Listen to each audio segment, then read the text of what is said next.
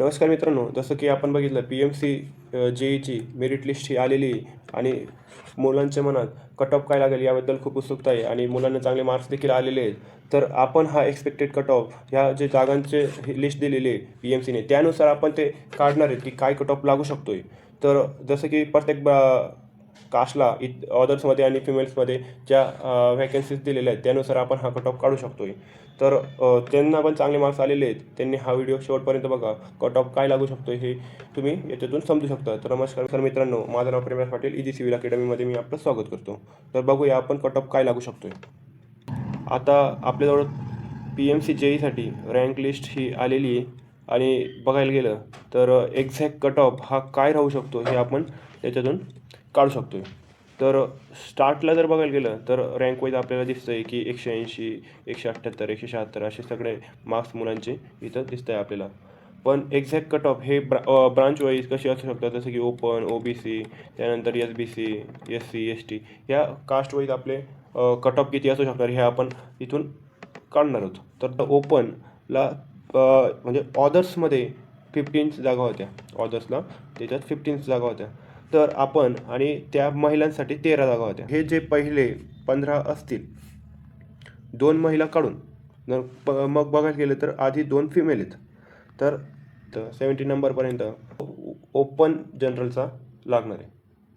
त्यानंतर मग फिमेलचा cut off पण त्याच प्रकारे आपण काढू शकतो. तर असे प्रत्येकाचे कट ऑफ मी काढलेले आहेत. तर ते किती येऊ शकतात. तर ओपनसाठी बघायला गेलं तर मेलसाठी हा जसं बघितलं आपण 170 कट ऑफ हा लागू शकतो आहे आणि फिमेलसाठी जर बघायला गेलं तर 164 हा कट ऑफ लागू शकतो आहे.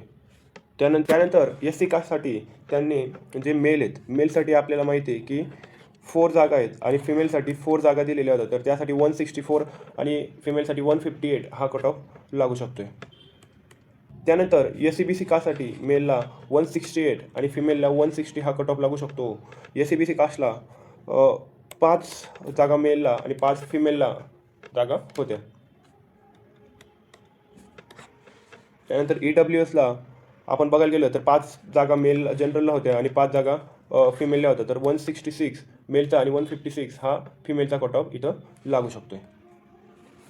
त्यानंतर 10 आता OBCमध्ये बघायला गेलं तर 10 जागा जनरलच्या होत्या आणि 10 जागा या फिमेलच्या होत्या. तर त्यात मेलसाठी 170 कट ऑफ लागू शकतो आहे आणि लागणार आहे आणि फिमेलसाठी 160 हा कट ऑफ त्यात लागणार आहे.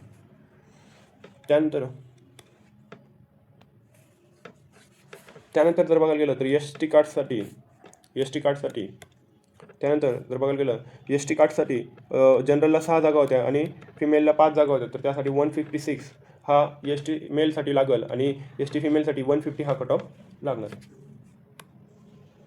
त्यानंतर VJA, NTB, NTC, NTD या कास्टसाठी प्रत्येकाला 1-1, 2-2 जागा जनरलला आणि फिमेलला 1-1 जागा प्रत्येकी होती. तर VJAचा मेलचा कट ऑफ 166 जाणार आणि फिमेलचा कट ऑफ हा 160 मार्क जाणार. त्यानंतर NTBचा मेलचा कट ऑफ 162 आणि फिमेलचा कट ऑफ 152 जाऊ शकतो आहे. NTCचा 166 मेलचा, फिमेलचा 162 मेल, इथं पण NTDला 164 आणि फिमेलचा 160 हा कट ऑफ आपल्याला पाहायला भेटणार आहे. तर हे आजचे आपण कट ऑफ काढलेले आहेत, जे की रँक वाईज लिस्ट आलेली होती त्यानुसार आपण हे कट ऑफ काढलेले. ज्यांचं पण सिलेक्शन झाले असेल त्यांचं खूप खूप अभिनंदन. तर धन्यवाद मित्रांनो.